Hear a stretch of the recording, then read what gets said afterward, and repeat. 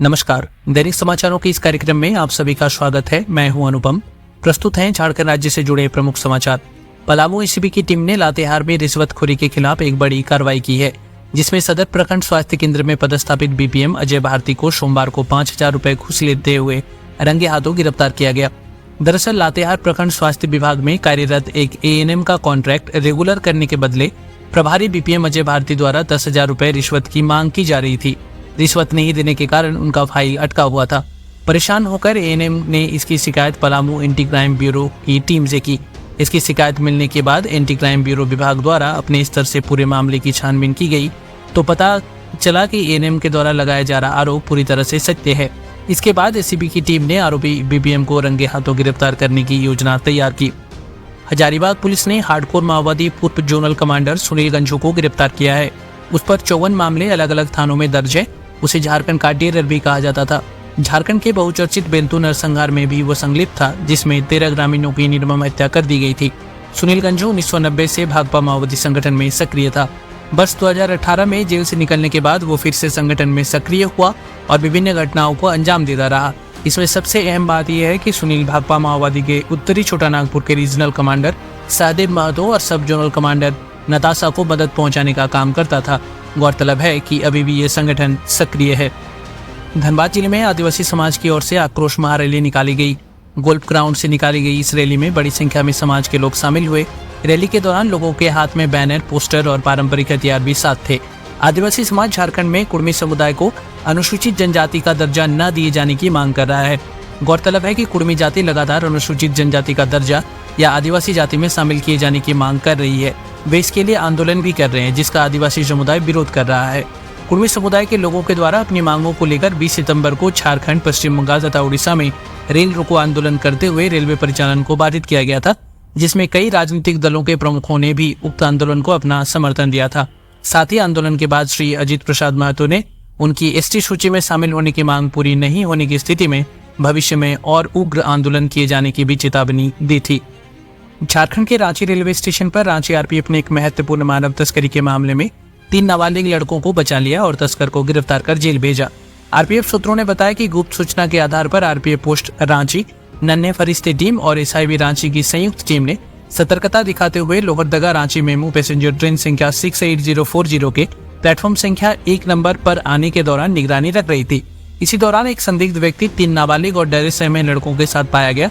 पूछताछ के क्रम में संदिग्ध व्यक्ति संतोषजनक जवाब देने में नाकाम रहा, जिस पर उसे आरपीएफ पोस्ट रांची ले जाकर गहन पूछताछ की गई, जिसमें उसने मानव तस्करी में लिप्त होने की बातों का उल्लेख किया है। आरपीएफ ने तत्काल कार्रवाई करते हुए आरोपी को गिरफ्तार किया है। साथ ही पूछताछ के क्रम में आरोपी ने स्वीकार किया कि उसे तीनों बच्चों को रांची तक लाने के लिए 5,000 रुपए मिले थे और वो पहले भी इसी तरह के गतिविधियों में संलिप्त रहा है। धनबाद में हवाला के जरिए पैसे की लेन देन करने वाले 9 अपराधियों को पुलिस ने पिछले दिनों 7 अक्टूबर को गिरफ्तार कर जेल भेज दिया था। इन्हीं अपराधियों से जुड़े 12 अन्य अपराधियों को भी पुलिस ने गिरफ्तार किया है। ये सभी गैंगस्टर प्रिंस खान गिरोह से जुड़े अपराधी हैं। ये अपराधी प्रिंस खान के लिए बमबाजी, फायरिंग और रंगदारी वसूलने का काम करते थे। यही नहीं, रंगदारी के तहत वसूले गए रुपए को सीएचपी और साइबर कैफे के माध्यम से विदेशी मुद्रा में कन्वर्ट कर प्रिंस खान तक पहुंचाना इनका मुख्य काम था। गिरफ्तार अपराधियों में सीएचपी और साइबर कैफे संचालक भी शामिल हैं। मामले में अलग अलग थाना क्षेत्र में 3 प्राथमिकी दर्ज की गई है। इनके पास से हथियार, जिंदा गोली, देसी बम, नगद राशि, बाइक और कई स्मार्टफोन बरामद किए गए हैं। झारखंड की राजधानी रांची में चोर पुलिस के बीच मुठभेड़ का मामला सामने आया है। यहाँ पुलिस देर रात गाड़ियों की चेकिंग का अभियान चला रही थी, तभी एक संदिग्ध व्यक्ति के पास पिस्तौल मिली। पुलिस ने पूछताछ की तो मालूम हुआ कि गिरोह के अन्य सदस्य मिलकर बड़ी घटना को अंजाम देने जा रहे थे। पुलिस ने गिरोह को पकड़ने की योजना बनाई तो मौके पर पहुंची पुलिस टीम पर बदमाशों ने फायरिंग कर दी। गोलीबारी में एक बदमाश घायल हो गया। पुलिस के साथ मुठभेड़ के बाद 3 बदमाशों को गिरफ्तार किया गया है, जिसमें एक हथियारबंद बदमाश घायल हो गया है। बिहार के बाद झारखंड में जल्द ही मतदाता गहन पुनरीक्षण अभियान शुरू होने जा रहा है। भारत निर्वाचन आयोग के निर्देश पर मुख्य निर्वाचन पदाधिकारी कार्यालय ने इस संबंध में प्रारंभिक तैयारी पूरी कर ली है। इसके तहत सभी मतदाताओं को नए सिरे से चिन्हित करने का काम होगा। मुख्य निर्वाचन पदाधिकारी के रवि कुमार के अनुसार भारत निर्वाचन आयोग ने इस संदर्भ में जून 2024 में दिशा निर्देश जारी करते हुए झारखंड सहित देश भर में मतदाता गहन पुनरीक्षण करने का निर्णय लिया है, जिसके तहत प्रथम चरण के प्री रिवीजन एक्टिविटी को पूर्ण कर लिया गया है।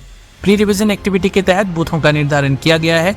2 किलोमीटर के अंदर 1200 मतदाताओं पर एक बूथ का निर्धारण के साथ साथ नजरी नक्शा से टैग करने का काम किया गया है।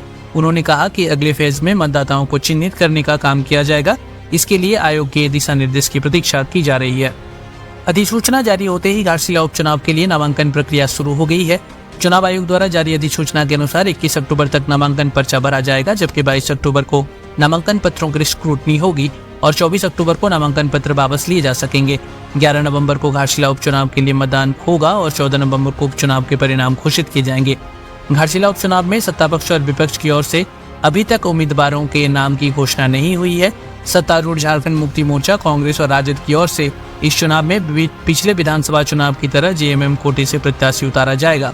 झामुमो 15 अक्टूबर को पार्टी की केंद्रीय समिति की होने वाली बैठक के बाद प्रत्याशी के नाम की घोषणा करेगा। भारत मौसम विभाग ने आधिकारिक रूप से झारखंड राज्य के पूरे क्षेत्र से दक्षिण पश्चिम मानसून की विदाई की आधिकारिक घोषणा कर दी है।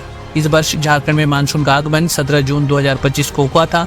मौसम केंद्र की ओर से दी गई जानकारी के अनुसार मानसून की विदाई के बाद झारखंड में मौसम सामान्यतः शुष्क रहता है और क्षेत्र में मुख्य रूप से वर्षा के मौसम का समापन हो जाता है। ये थे झारखंड राज्य से जुड़े प्रमुख समाचार। आप ये जानकारी हमारे यूट्यूब चैनल अनुपम क्रिएशन से सुन रहे हैं। अगर आप चैनल पर नए हैं तो कृपया चैनल को सब्सक्राइब करें और वीडियोस को ज़्यादा से ज़्यादा शेयर करें। साथ ही आप हमें कमेंट करके बताएं कि आप ये जानकारी राज्य के कौन से जिले से सुन रहे हैं। साथ ही आपको कौन सी चीज़ें और बेहतर सुनना चाहते हैं। धन्यवाद।